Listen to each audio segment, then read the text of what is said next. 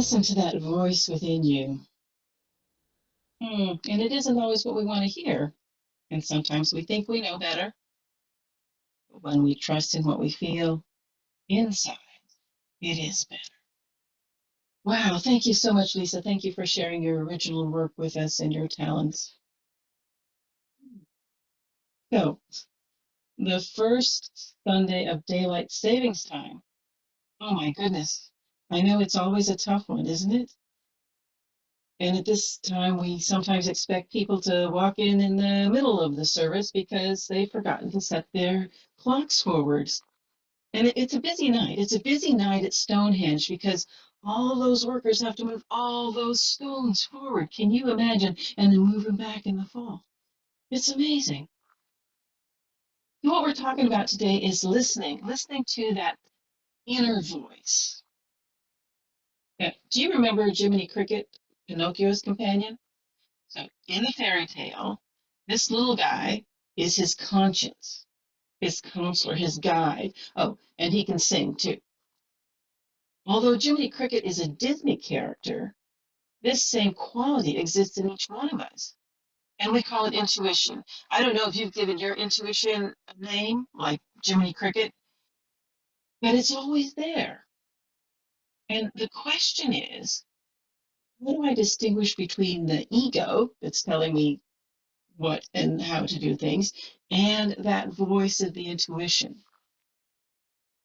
See, we live in this world of full of noise and distraction. There's always something going on. We can always have music in our homes. We can always have the TV on, even we're out in the streets. There's a hustle, a bustle. There's the road noise. There's so much noise and distraction. I mean, what would it be like if we had noise canceling headsets that would only let the inner voice come through? What would that be like? So we do have that in a manner of speaking, and it is found in our spiritual practice. Our spiritual practice allows us to cancel out all of the distraction, all of the noise, and get to that inner voice. Well, but the question is, you actually have to do that. So today, can we affirm, I let stillness express as me?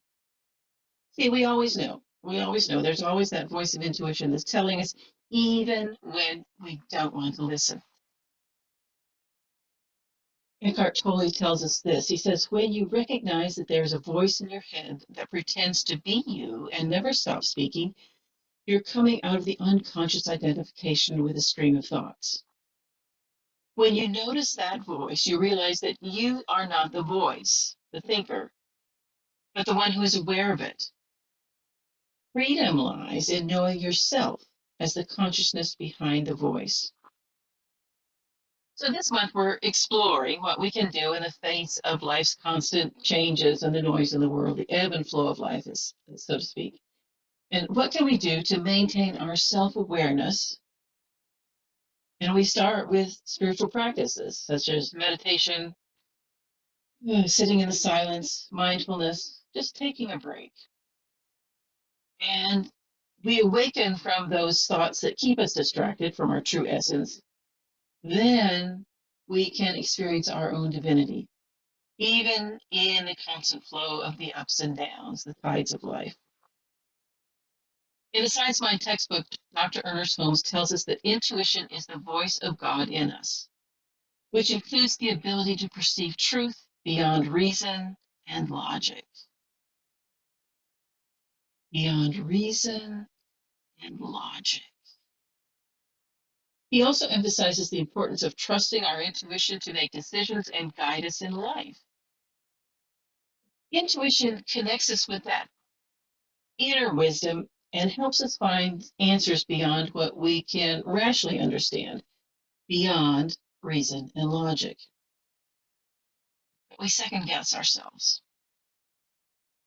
Sometimes we know we have a feeling, and yet we ignore it. We say, oh, no, that can't be true. The evidence doesn't point to that. Oh, perhaps you've been like this, the guard in this story. See, centuries ago, in a country far, far away, there was a walled city. with guards at all the gates. And one guard noticed a traveler approach.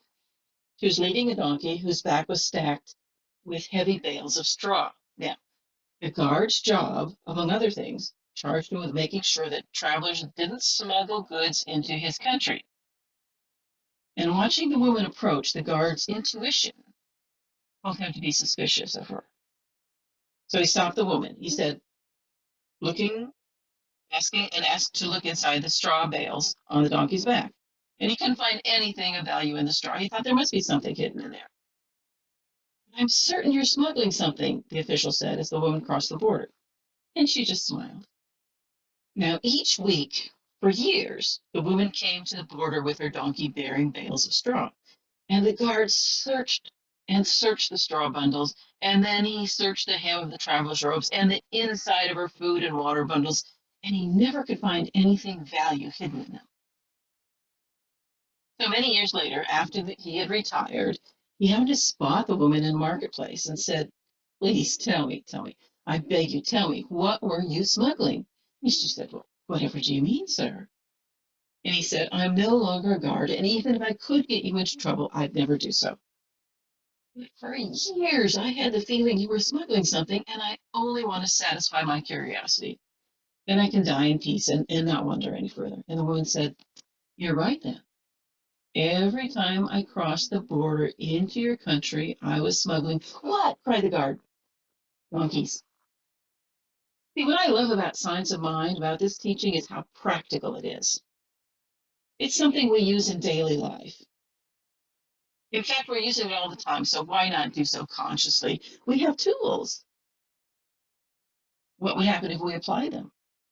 We might find ourselves oblivious to seemingly dangerous circumstance, like when that voice says, "Wait a minute." Remember last week, Reverend Rainbow told us about a time when she followed her intuition and did not get on a plane that later crashed.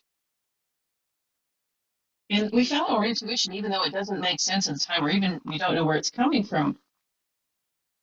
That happened to me when we were ready to move to Austin from the San Diego area. It was about this time of year, actually. And the car was packed. I was going to drive over by myself, and then Rob would follow later. And the car was packed, and I said, "Oh, I'm not leaving today." It's like, "Oh, okay. Well, it doesn't feel like this is the day for me to leave." And the next day, I'm not leaving today." Okay. So trusting my intuition, and fortunately, Rob was very trusting as well. And then one day, he went to work, and I called him later and said, "Oh, okay, I'm leaving today." And I left. And it took me about 3 days to drive over here from that area. And when I got here, there had just been the most incredible hailstorm that moved through. I think at that time they said baseball size hail. And of course, I didn't believe it because I'd never lived in Texas before. But I missed that hailstorm because I followed my intuition. And it was this time of year because the center had just celebrated Rainbow's birthday. So it's coming up. So I remember now, I let stillness express as me. Let's say this together. I let stillness express as me. I follow that intuition. And last week, Reverend Rainbow suggested that to navigate the tides of daily life, it's good to pause and remember big: grace, integrity, and the voice of God within. And today we talk about the spiritual practices that can help us to listen to that inner voice, that voice that speaks to us day by day in our daily flow of life, and how it expresses itself as our life. So, what's one way that we can stop to listen? Well, we all know about meditation. It's a very common practice today. We hear about it all over. Doctors are prescribing meditation. People talk about meditation on talk shows. Everywhere we hear about meditation, and it comes in different shapes, sizes, designs. Whatever form you give to this practice, and sometimes we go-between forms like guided meditation. Sometimes we do a moving meditation, a walk in the nature, or chanting, or repeating certain mantras. See, that meditation has been scientifically proven to help you quiet your mind and thereby reduce stress and anxiety in general. And we know it also helps to improve physical and mental health. And it sharpens the intuition because we're practicing listening. And there is a meditation of silence practice as taught by the Buddhists, and that supports us in cultivating mental calmness. And it eases the path to access that small voice of stillness of the heart. Some people are really good at emptying their minds.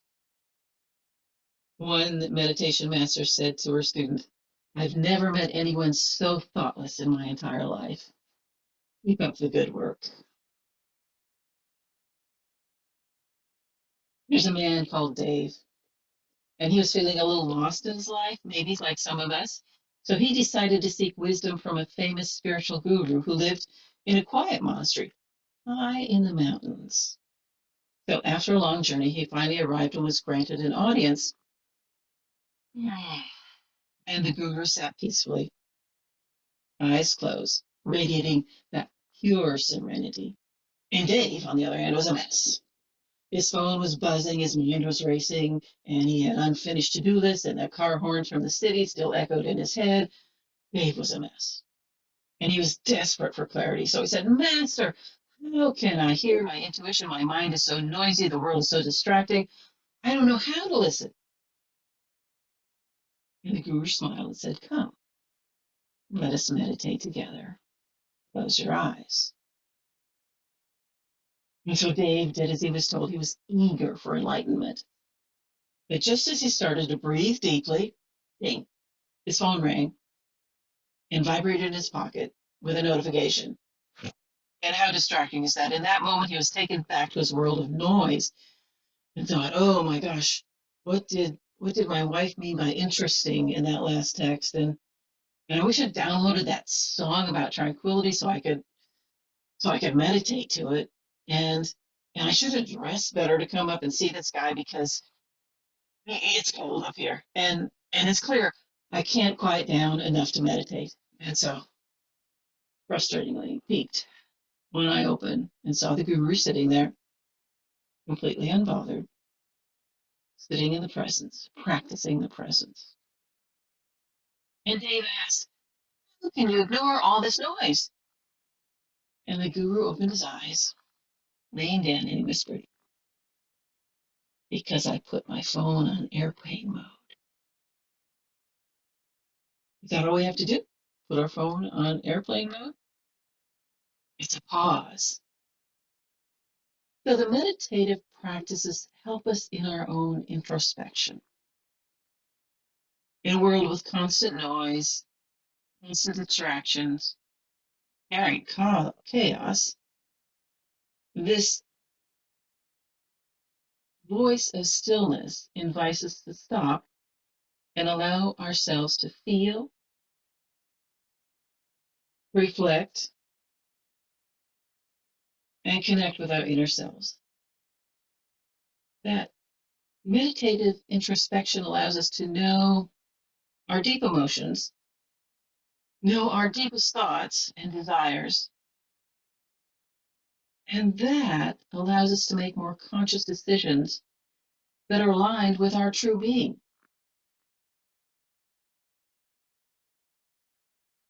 Baha, a Baha'i guru, talks about meditation. He says meditation is the key for opening the doors of mysteries. In that state, we withdraw ourselves from all outside objects. And in that subjective mood, we are immersed in the ocean of spiritual life. And then can unfold the secrets of things in themselves. Think of the person as endowed with two kinds of sight. When the power of insight is being used, The outward power of vision does not see. Meditation discerns the reality of things and puts us in touch with God. The meditation is one practice that allows us to feel that stillness within. Another practice we do here at the Centers for Spiritual Living is visioning. Now, visioning is a process by which we train ourselves to be able to hear, to see, to feel, and grasp the plan, the divine plan for our life, or for whatever particular project we're working on. It's based on the idea that we're not here to tell God what to do or to ask God for things, but to be available for what the divine is already doing. That visioning is a spiritual practice which allows us to move beyond the limited and habitual thinking and the way that we think things should be, or to have the preconceived ideas. And we listen, we open to the highest idea of spirit within us. And we just make ourselves available as a vessel to do that. And so there's a difference between the practice of visualization and visioning. See, you can visualize what you already know. We've seen something, we can visualize it. But visioning is a receptive state, and we catch a vision that may be outside of our current awareness and understanding.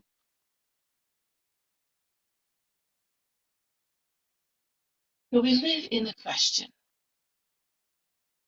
And if we live with the question, it's an invitation to listen to and listen from a different place beyond our, well, our protective personality, that ego, is seeking to express. The ego wants to express one thing, perhaps, and the visioning allows us to move beyond that.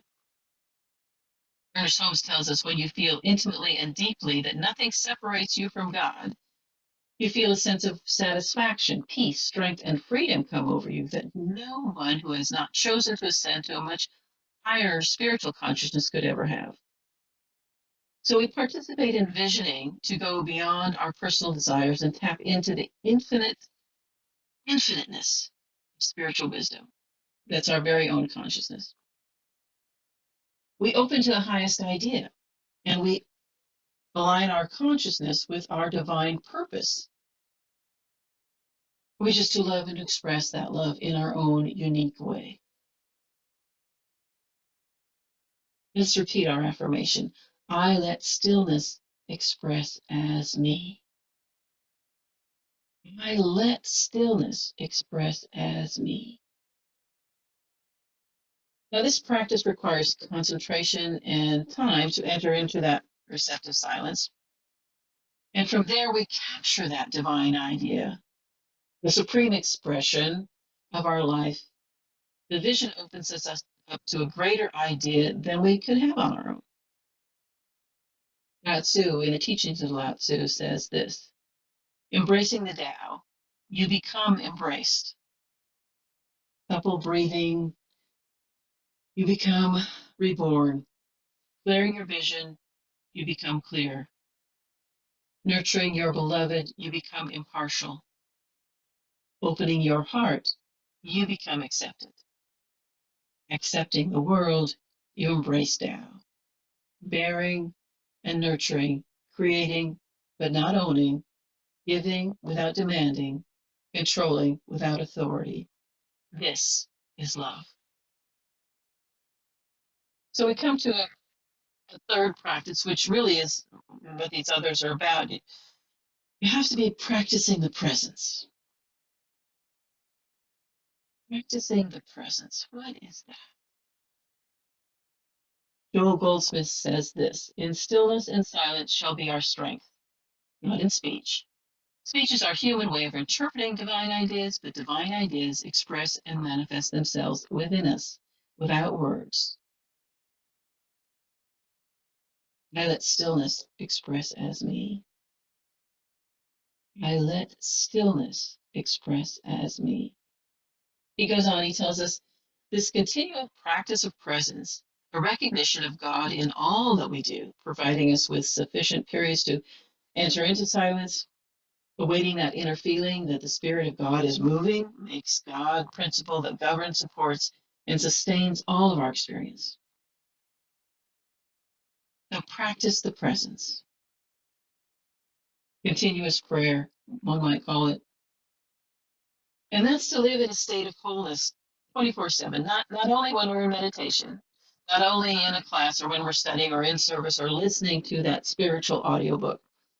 To practice the presence is to live aware of the self living in this world, but understand that we are not of this world. We are more than that. There is something spiritual that permeates everything.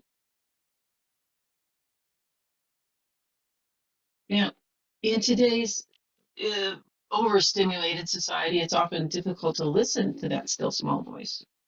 We have constant exposure to screens, like you're listening, looking at now, and I'm sure there's other things going on. It's like, oh, you're paying attention to this part of the screen, but wait, what's going on over there? And oh, by the way, I'm going to go make coffee now. So there's so many distractions.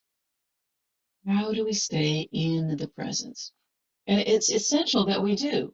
It's essential that we return to that quiet, to listen, to hear, and actually to follow the guidance of our inner voice. And this is what provides us to authenticity and wholeness. Susan Patton Fowle in The Mindful Woman, she says this: artists and musicians, parents, florists, actors are among the many people who know the value of accentuating their art with silence and space. Art galleries leave space between paintings. Musicians say that it's the interplay between and around silence that helps make music.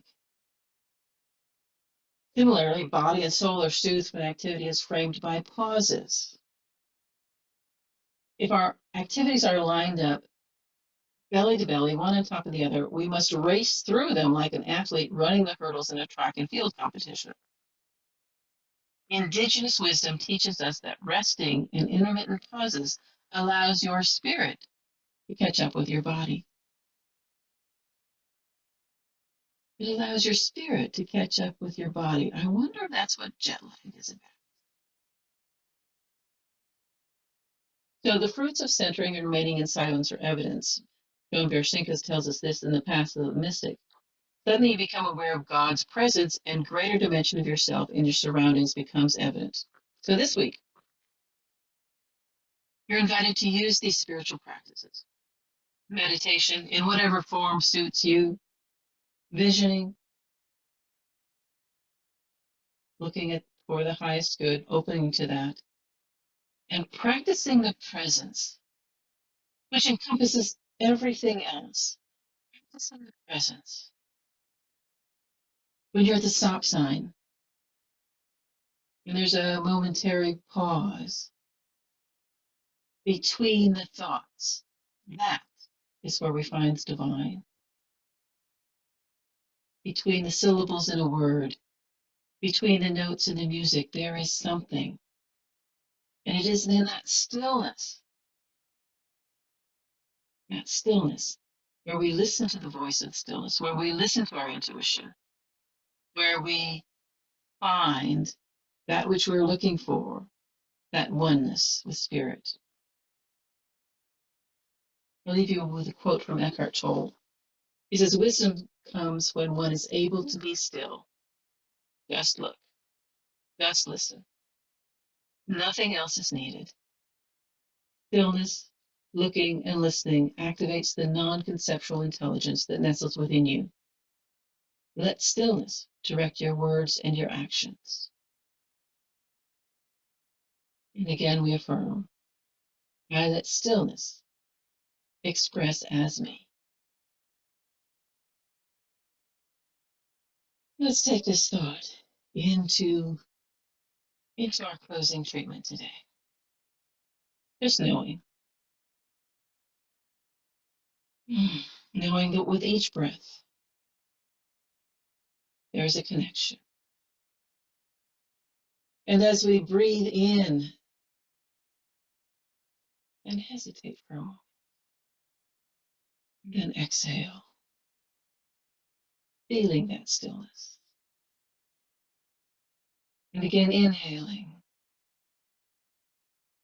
with a hesitation and exhaling, feeling the stillness.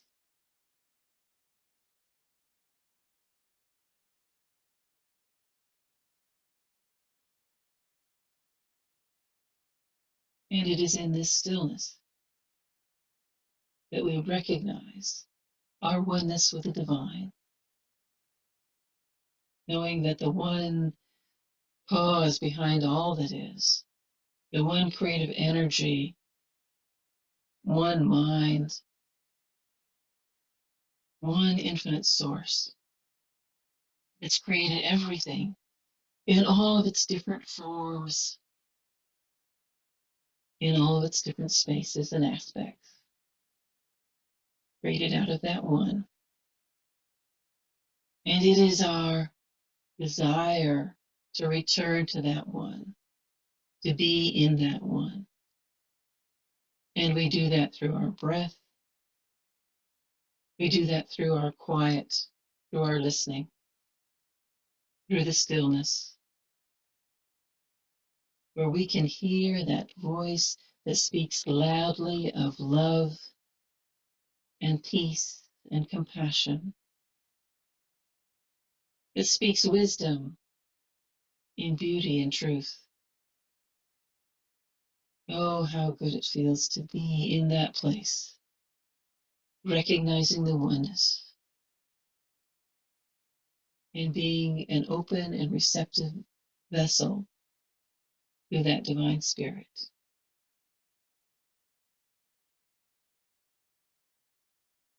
And so in this moment, recognizing that oneness, I speak my word today for that love coming into being in perfect right ways, expressing love as people on the street, as divine beings, radiating love. And as we do so, we cannot help but be that creative energy ourselves. And so we are creative beings, creating that music, that art, that space for love to appear, for love to be recognized. And so with love, with creative expression, I know that we are an abundant people, that there's more than enough love to go around, that there's a more than enough of everything for each person to experience prosperity, abundance. And so as we open our hearts and minds in love and creative expression, that abundance flows in perfect right ways.